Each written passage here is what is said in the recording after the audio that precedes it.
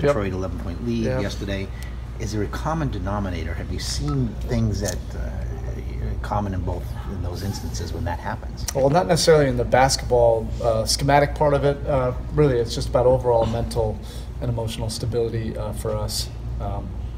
Consistency really ends up being reliable. It's production doesn't come before consistency.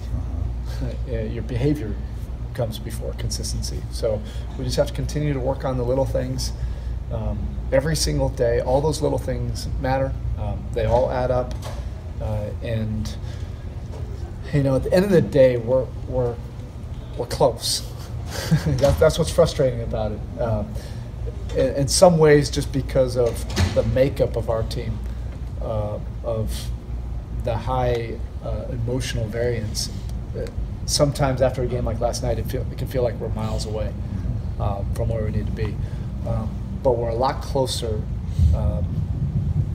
than it looks like.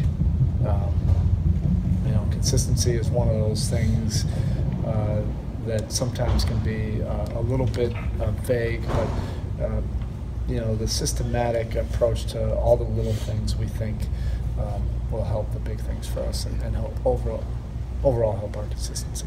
You talked about the turnovers last night. When you reviewed some of those, was there a common thread or anything like that you see? Yes, I mean we found some basketball things, that we can help, but still it becomes about an overall responsibility, taking responsibility, taking pride in taking care of the basketball, understanding context of game, of what just happened. Sometimes the one player, two player, three plays that happened before that affect your decision on that next play, and we're not necessarily making those reads very well. And we'll get better at it. Our guys' hearts are in the right places.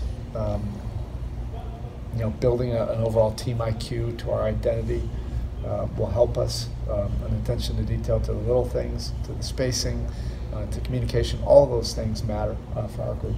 In that sense, you have a lot of guys who can handle the ball. Yeah. Will you reevaluate whose hands the ball is in? We've been scaling back and trying to simplify right now. That doesn't mean that we won't grow and evolve, but right now we do need to trend in the direction of keeping it a little bit more simple, just to get everybody on the same page, and just to be coherent on what we're executing with detail, with spacing. And then from there, hopefully we can add layers to the offense. Josh was saying last night that we're talking about turnovers. He said one thing we don't want to do is lose our aggressiveness because we're afraid to. Nobody's saying that. It has nothing to do. But we do have to take ownership. An easy cop out is to say, well, we can't be robots. We can't play passively. That's a cop out. That's deflecting the truth. The truth is turnovers are crippling our team right now offensively. Some of the ill-advised shots at certain points in the game, and that's why we're so close.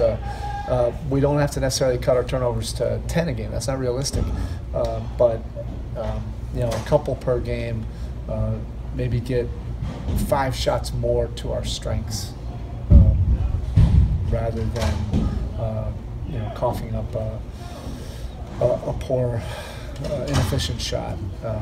That can dramatically change your offense, just that alone. But we have to take ownership of it and not deflect what the issue is.